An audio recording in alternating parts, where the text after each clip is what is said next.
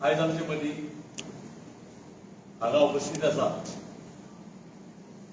तांणी संघाचे पयलीं वरिश्ठ अशें म्हणून काम केल्लें आसा,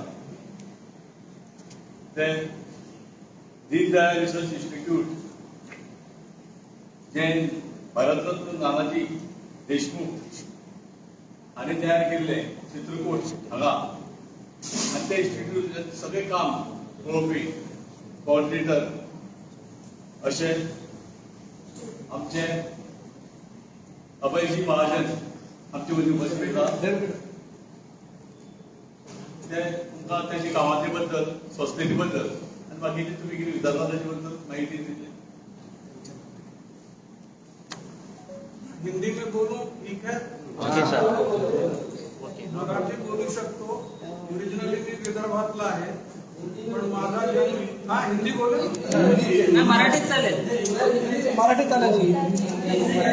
सर आप जो भाषा में बोलना भाषा में बोलिए, आप जो भाषा में सर आप जिस चीज में कंफर्टेबल मैं दीनदयाल शोध संस्थान का ऑर्गेनाइजिंग सेक्रेटरी हूँ और मेरा हेडक्वार्टर चित्रकूट है। दीनदयाल उपाध्याय जी के बारे में बहुत बताना नहीं है। एक तो हम आदरणीय राज्यपाल जी से मिलने गए थे, वहाँ थोड़ा देरी हो गई, समय यहाँ का कुछ और था, इसके लिए मैं आप सबका क्षमा प्रार्थी हूँ। समय पर रहना चाहिए, लेकिन उनसे मिलने में और आने में हमको लेट हो गया। तो दीनदयाल उपाध्याय जी के बारे में हमको मालूम है, उत्तर प्रदेश के रहने वाले थे और आरएसएस के पूर्णकालिक प्रचारक थे, गोल्ड मेडलिस्ट थे। 68 में उनका मर्डर हुआ, जो बनारस के पास मुगल सराय स्टेशन है, वहाँ उनकी डेड बॉडी मिली।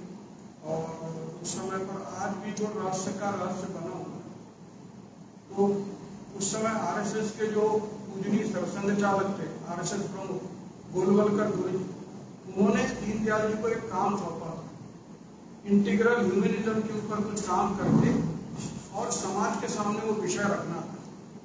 तो उन्होंने आरएसएस के कार्यकर्ताओं के सामने 63-64 में और जनसंघ के कार्यकर्ताओं के सामने वो विषय रखा था, लेकिन 68 में उनकी हत्या हो गई। तो गुरु जी बड़े दुखी थे। फिर उन्होंने कहा कि अधूरा काम कौन पूरा करेगा।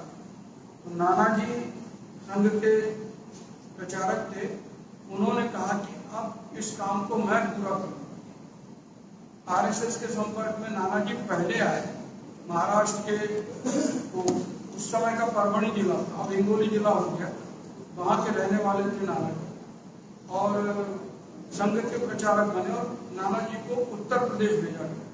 दीनदयाल उपाध्याय जी मथुरा के पास के रहने वाले थे और एमएससी करने के समय वो संघ के संपर्क में प्रचारक निकले। तो संघ के प्रचारक दोनों यूपी में काम करते रहे।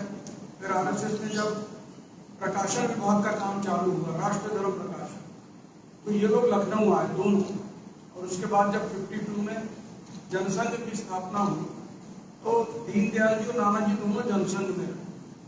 और उस बीच में ये एकात्म मानव दर्शन का काम चलता रहा।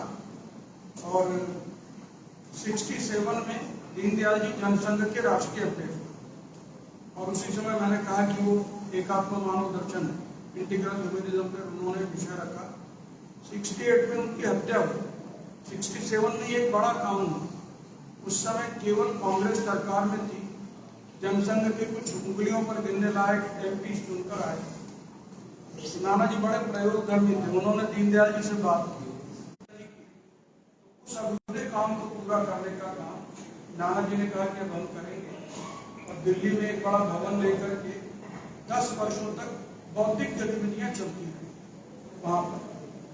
फिर 70 के दशक में, लेकिन जनसंघ या संघ के पास कोई पब्लिक फिगर नहीं था, नेता नहीं था। तो सबसे बातचीत करके नानाजी ने कहा जेपी लोकनायक जयप्रकाश नारायण जी को उसका नेतृत्व सौंपा जाए, और उनसे बातचीत की। तो जेपी बूढ़े हो गए थे, बीमार भी रहते थे, तो जेपी तैयार नहीं। फिर उनको लगता था कि तरुणाई में अपने देश की कोई जान नहीं थी। उनको लगता था कि मैं इस आंदोलन से जुड़ूंगा, और अगर यह आंदोलन सफल नहीं हुआ तो मेरी बदनामी है। तो नानाजी बड़े हर चीज को समझने वाले थे। एक किसी मीटिंग के लिए, कोऑर्डिनेशन कमेटी के लिए जेपी पटना से दिल्ली आ गए। तो एक दिन देवेंद्र स्वरूप जी, राम बहादुर राय जी और ऐसे सीनियर लोग थे।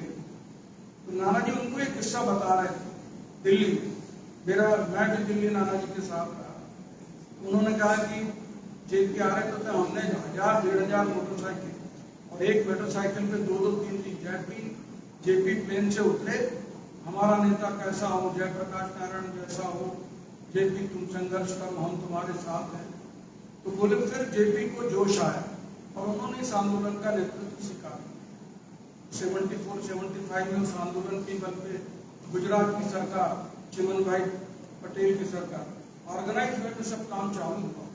और ऐसे ही प्रयाग हाईकोर्ट ने इंदिरा जी का चुनाव भी निरस्त किया। फिर 75 में 25 जून को इमरजेंसी लगी। उस समय भी नाना जी बहुत सक्रिय थे। 7-8 महीने 2 अंडरग्राउंड रहे, फिर बाद में पकड़े गए। वैसे सारा कांग्रेस विरोधी सभी राजनीतिक दलों को एक मंच पर लेकर आए और उन्होंने फिर जनता पार्टी बनाई। और जनता पार्टी के तो नाना जी जेल में थे। जो नेता चुनाव लड़ रहे थे उनको जल्दी छोड़ रहे थे। फिर जो बाबा साहब देवराज जी संघ के प्रमुख थे, उनके पास गए अटल जी आडवाणी की वजह से। बोले नाना जी चाहिए हमको, नाना जी न रहेंगे तो हमारे सारा सब मेहनत बेकार हो जाएगी। फिर नाना जी को गोंडा, यूपी के गोंडा से चुनाव लड़ने के लिए तो उनको तुरंत रिलीज किया। वहाँ बलरामपुर की महारानी कांग्रेस से चुनाव लड़ रही थी। नाना जी ने वहां पर नॉमिनेशन फाइल किया। उन्हीं के पास गए, 5 लाख रुपए चंदा लेकर आए कि भाई मेरे पास तो कुछ है नहीं। और फिर चुनाव लड़े और लाखों वोटों से नाना जी चुनाव जीते। ये रिकॉर्ड में चुनाव जीतने के बाद फिर मोरारजी भाई प्रधानमंत्री बने और हर जो राजनीतिक दल पे विचारधारा है उनका कोटा परमिट था, वो मंत्री बने। तो मोरारजी भाई ने अपने विशेषाधिकार का उपयोग करके नाना जी को मंत्री बनाया। तो नाना जी ने उसको अस्वीकृत किया। उन्होंने कहा कि मैं नहीं दूंगा, मैं 60 साल का हो गया और अब सक्रिय राजनीतिक जीवन से निवृत्ति लेकर के, अभी तो मैं सांसद हूँ, MP हूँ, लेकिन अब आगे मैं केवल अब मैं कोई चुनाव नहीं, एक्टिव पॉलिटिक्स से छुट्टी लेकर के सामाजिक काम के लिए। और उन्होंने मंत्री पद स्वीकार किया। फिर बलरामपुर की महारानी के पास गए और वो वहाँ उनका 50 एकड़ का आम का बाग था। उनसे भी क्या मुझे यहाँ जो ये सब गरीब लोग रहते हैं, बड़े अभावग्रस्त लोग हैं, इनकी सेवा के लिए काम करना है। और वहाँ पर एक पहला प्रोजेक्ट चालू हुआ। उस समय के राष्ट्रपति डॉक्टर नीलम संजीव रेड्डी उस कार्यक्रम के उस प्रोजेक्ट के इनॉग्रेशन के समय आए थे। तो अभी 2 जिले हो गए गोंडा, उस समय एक ही जिला था गोंडा और बलरामपुर, और मिलकर के और बहुत बड़ा ऐतिहासिक कार्य जो नेपाल बॉर्डर से लगा हुआ थारू बेल्ट है, वहाँ के थारू ट्राइब्स के बहुत सारे लोग राष्ट्रपति जी को जमीन पे बैठा करके और संघ प्रमुख उस समय के आदरणीय बाबा साहब देवराज जी भी थे, सबको जमीन पर बिठा करके और काम चालू किया। नाना जी का कॉन्सेप्ट था अवेलेबल रिसोर्सेज के आधार पर डेवलपमेंट का मॉडल था। और गांव में नाना जी चाहते थे कि भाई आपकी कोई एक समस्या बताइए तो उस समस्या का समाधान हो जाए और आप लोग स्वावलंबी बन सके, पैरों पर पड़े। उन्होंने कहा नाना जी पीने का पानी नहीं है, हमको पानी मिल जाए पीने का भी और खेती होगी तो हमको कुछ नहीं चाहिए। तो नाना जी के बहुत संबंध थे लोगों से, सब विशेषज्ञों को, साइंटिस्ट को बुलाए। तो तराई का बेल्ट है तो अंडरग्राउंड वाटर लेवल बहुत था, तो वहां पर मोटे बांस होते हैं और जूट की रस्सी बनती है, उससे बोरवेल बना है। 25,000 से ज्यादा बोरवेल बना है। तो जहाँ पीने के पानी की समस्या के ठीक हुआ और खेती भी अच्छे से होने लगी और अवेलेबल रिसोर्स। और हमको सब पता है जनता पार्टी की सरकार अंतर विरोधों के कारण 2.5 वर्ष में ही गिर गई। मोरारजी भाई की सरकार दोहरी सदस्यता को लेकर के सब जो समाजवादी थे उन्होंने वो सरकार गिराई। फिर वो इंदिरा जी फिर से प्रधानमंत्री बने और उन्होंने जांच कमेटी बैठाई कि नाना जी ने जो वाटरशेड वो जो पानी का काम किया, तो जो कमेटी थी एक एक बोरवेल पर गई। लगभग 20,000 बोरवेल के लिए नाबार्ड से पैसा आया।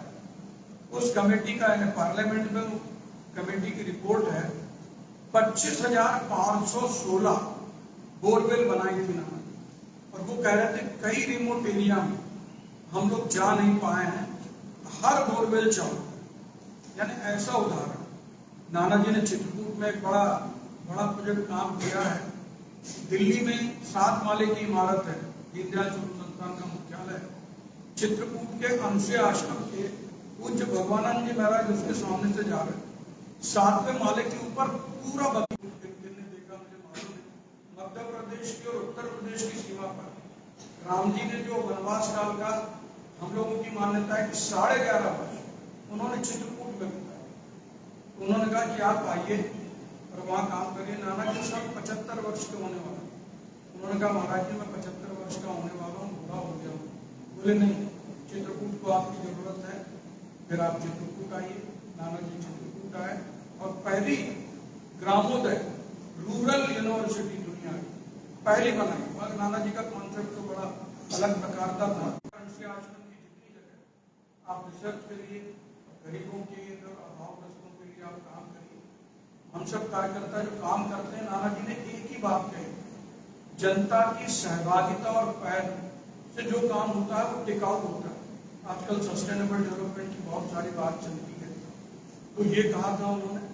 और उन्होंने कहा था जो इंटीग्रल ह्यूमनिज्म दीनदयाल जी का, उसमें उसी को बहुत सरल शब्दों में हमारे जैसे कार्यकर्ता और गांव के लोग, ये गांव का व्यक्ति स्वावलंबी बने तभी स्वाभिमान से जी सकता है। 1000 वर्षों के लगभग हम लोग गुलाम रहे, तो हम सब की मानसिकता, कोई भी सरकारी अधिकारी आ जाए, कोई गाड़ी आ जाए, ऐसी हम लोगों की स्थिति रहती है, क्या मदद करें। नाना जी कहते थे कि अपनी भारतीय संस्कृति देने वालों की, दान देने की, लेने की नहीं। तो आप सब लोग जानते हैं भगवान दत्तात्रेय के बारे में 24 गुरु बनाए। प्रकृति के हर पशु पक्षी जानवर नदी नाले सब चीजों को उन्होंने गुरु माना कि उसके पास से जो गुण सीखा जा सकता। नाना जी कहते थे कि कोई कला प्राप्त करिए, ज्ञान प्राप्त करिए, तो जीवन भर आपके साथ रहेगा। और है ना, हमारे माँ बाप भी जीवन भर हमारा साथ नहीं देंगे। तो इस दृष्टि से और सरल शब्दों में हम लोगों को बताया कि गांव को स्वावलंबी बनाना, हर व्यक्ति हर परिवार खुशहाल होगा, कोई अभावग्रस्त नहीं होगा। उसके लिए उन्होंने कोई गरीब न रहे, कोई बेकार न रहे, कोई अस्वस्थ न रहे, कोई अशिक्षित न रहे, और विवाद मुक्त गांव। ये सब होगा तो हरा भरा साफ सुथरा गांव और सामान्य जनता के लिए जो पब्लिक कम्युनिटी सबके लिए उपलब्ध होगी। संवेदनशीलता जो हमारी भारतीय संस्कृति का मूल है, ऐसा संवेदनशील समाज रहेगा।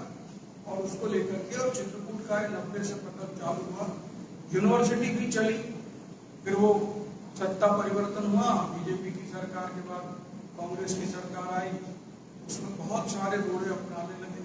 तो नाना जी ने वो यूनिवर्सिटी सरकार को सौंप दी। तो बहुत बड़ा काम करता है। चित्रकूट मध्य प्रदेश और उत्तर प्रदेश की सीमा पर है। 50 किलोमीटर की रेडियस में आने वाले सारे गाँव स्वावलंबी बना और उसमें जनता की पहल और सहभागिता, यह मूल मंत्र है। जगह जगह पर जो दीनदयाल चौधरी संस्थान के कार्यकर्ता थे, ग्राम विकास समिति, तरुणोदय मंडल, महिला मंडल, भजन मंडलियों के माध्यम से काम चालू हुआ और सबको, पब्लिक को जागरूक करके काम चालू किया। कई तरुण लोग जो इस प्रकार के लोग जुड़े हुए थे, उन्होंने कहा नाना जी अपन एक ऐसा मॉडल बनाएंगे, उसको ISO का सर्टिफिकेशन है, इंटरनेशनल स्टैंडर्ड ऑर्गेनाइजेशन। तो एक वो DNV की कंपनी नॉर्वे की, उसको हायर किया गया और कार्यकर्ताओं के अंडर ओरिएंटेशन के लिए मुंबई की एक 6 सिग्मा आई थी, तो नारायण जी थे बहुत एक्सपर्ट, उनको इसके लिए हायर किया गया। वो बहुत लंबी फीस लेती है, ISO वाले भी और 6 सिग्मा वाले। लेकिन नाना जी का ऋषि तुल्य जीवन और ये जो जिस प्रकार का काम, उस कंपनी के लिए इस प्रकार का एक वॉलंटरी ऑर्गेनाइजेशन और उसका इस प्रकार का काम, उसके लिए उनका भी जीवन का पहला अनुभव था उस कंपनी का। और उन्होंने चालू किया ISO के लिए। उन्होंने बताया था 3 बातें महत्वपूर्ण, जो भी काम आप करेंगे वो मेजरेबल होना चाहिए, नापने योग्य। दूसरा काम, फिर उसको दूर करने के जो है उसको सस्टेन करना, और वो जो मॉडल बनाएंगे उसको रेप्लिकेबल बनाना। गरीबी, बेकारी, अशिक्षा, अस्वस्थता और विवाद, लड़ाई झगड़े, इन सब को दूर करने के लिए और उस कंपनी के भी। तो हमारा ISO सर्टिफाइड अभी 25 साल पूरे हुए, तो नए सिरे से हमारा फिर से ऑडिट का काम चला और हमको फिर से सर्टिफिकेट मिला। यानी कई लोग तो देश भर में लगभग 17-18 राज्यों में 1000 से ज्यादा स्वयंसेवी संगठन उन्होंने इस प्रकार के मॉडल को अपनाया है। और इसी मॉडल के लिए ये हमारे चतुर्वेदी जी वही चित्रकूट के पास के रहने वाले हैं और लगभग अब 20 साल से ज्यादा हो गए, यहाँ की संस्कृति में रच बस गए। तो इनकी इच्छा थी कि एक बार हम लोग आए और यहाँ के लोगों के साथ बात करें, जो चित्रकूट मॉडल है वो यहाँ पर रेप्लिकेट हो सके। जो समाज के अभावग्रस्त लोग हैं उनके उत्थान के लिए दीनदयाल उपाध्याय जी ने कहा कि जो पंक्ति का अंतिम व्यक्ति है। नाही, आपका प्रोग्राम क्या आहे? कार्यक्रम काय आहे, काय सांगू इच्छित आहे तुम्ही काय सांगत नाही, तुम्ही जे चित्रकूटला आम्ही जे काम करतो आहे, एवढा वेळ थोडा म्हणजे याने बस आता 2 जैसा चित्रकूट ने बताया मॉडल बनाया है, उसी मॉडल में स्वावलंबी विकास के लिए आदिवासी जनता के कल्याण के लिए स्किल डेवलपमेंट के लिए कुछ काम करना, उसी मॉडल में काम करना चाहते हैं। उसके लिए आवासन सीमा पुलिस बुलाई गई थी कि हम किस तरह से वहाँ के मॉडल को अपनाकर और युवा में उसको इम्प्लीमेंट कर सकते हैं, वही आप लोगों के बता के और उनको वाइड पब्लिसिटी देना चाह रहे थे। तो आप सबसे निवेदन है कि जो चित्रकूट मॉडल है, जो है मैंने आपको बताया, उसी मॉडल के थ्रू हम यहाँ पे गरीब वंचित जो समाज से बहुत दूर है वहाँ तक इस विकास को ले जाना चाहते हैं, उनकी मदद करना चाहते हैं। वो मॉडल अपना के गोवा में इम्प्लीमेंट करना, ये हमारा मुख्य उद्देश्य है। आपको क्यों गोवा में ये लाने की जरूरत क्यों लग रही है कि गोवा गवर्नमेंट उस तरह से काम नहीं कर रहे हैं, ऐसा लग रहा है आपको? ऐसा नहीं, हमें ऐसा नहीं लग रहा है। अब जैसे नाना जी ने काम नाही साहेब एक मिनिट, गोवा आपली महाराष्ट्रात सगळ्या स्टेटपेक्षा प्रगतीशील राज्य आहे, गोव्याला सेंटर आहे, गोव्याचं डबल इंजिन सरकार आहे, मग तुम्ही असं काय मॉडेल राबवणार आहे की ते गोव्यात नाहीये? गोव्यासारखं पर कॅपिटा इन्कम सगळ्यात जास्त आहे, तुम्ही गरिबी म्हणतात, वंचित म्हणतात, पण गोव्यामध्ये असे अनेक घटक आहेत जे प्रगती पथावरती आहेत. असं काय मॉडेल्स आहेत तुमच्याकडे ते? ट्रायबल बेल्ट पण खूप आहे, पण ऑलरेडी डिस्क्रिमिनेशन फार जास्त आहे. आता तुम्ही एव्हरेज जर काढा तर पर कॅपिटा येईल, पण सर्वात अमीर माणूस आणि सर्वात गरीब माणूस याच्यात डिस्क्रिमिनेशन किती आहे याचं तुलना करायला. आता असे अनेक भाग आहेत की महाराष्ट्रामध्ये मेघाड वगैरे आहे, आदिवासी पाडे आहेत, जे तुमचं कार्यक्रम आणि कुठेही काम सुरू आहे. अजून पोहोचलेलंच नाही. अरे असे अनेक जिल्हे आहेत, आणि रायगड त्या बाबतीत आदिवासी भाग आहे. दीनदयाळ शोध संस्थान पूर्ण देशभरातलं जे अभावग्रस्त क्षेत्र आहे तिथे काम करू शकत नाही. आम्हाला योग्य लोकांची फी मिळेल आणि ते मिळून करतील तर करतील. आम्ही आता पूर्ण देशभरात 6.5 लाख गावं आहेत देशभरात, तर तिथे जाऊन आम्ही काम करू नाही. ज्या लोकांमध्ये थोडीशी राष्ट्रप्रेमाची गरिबांच्या बाबतीत काही त्यांच्या भावना आहे ते येऊन करतील. आम्ही एक रेप्लिकेटर मॉडेल उभं केलेलं आहे, तर त्याची ट्रेनिंग प्रशिक्षण हे आम्ही चित्रकूटला करू आणि टेक्निकल नो हाऊ जो आमच्याजवळ आहे जो इथल्या लोकांना पाहिजे तो आम्ही देऊ शकतो. पण माझा पण प्रश्न होता की गोव्यात जे सरकार आहे ते बरोबर काम नाही करत म्हणून तुम्हाला इथे यावं लागलं. सरकारबद्दल हे आम्ही त्याबद्दल आम्हाला काही नाही म्हणायचं. रेष आपल्याला मिटवायची नाही, बाजूला एक बरोबरीने पीपल्स इनिशिएशन अँड पार्टिसिपेशन त्यांनी काम करू. सरकार सर्व काम करू शकत नाही हे माझं बिलकुल क्लिअर कट म्हणणं. फक्त सरकारच्या आधारावर समाजाचं डेव्हलपमेंट होऊ शकत नाही. समाजाचं त्याच्यात सहभागिता आवश्यक. त्या सहभागितेसाठीच आम्ही आलो आहे. समाजाचं सहयोग मिळून करू आम्ही. नहीं, अभी प्लान यानी आप लोग बनाएंगे, उसमें हमारा जो टेक्निकल नॉलेज है हम उनको उनके साथ मिलकर और हम यहाँ आएंगे, उनसे बातचीत करेंगे, क्षेत्र की कैसी क्या है, सर्वे होगा, डिटेल बातचीत होगी और फिर जो चित्रकूट में काम करते हैं, यहाँ जो करने वाली टीम है उसको चित्रकूट ले जाएंगे, तो वहां पर देखेंगे और मिल करके फिर काम आगे बढ़ाएंगे.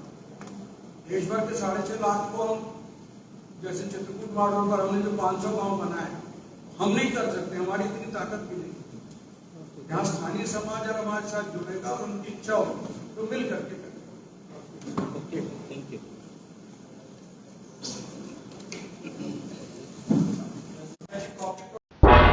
तुम्ही पळयतात गोंयकारपण, गोंयकारांचो गोंयकारा खातीर.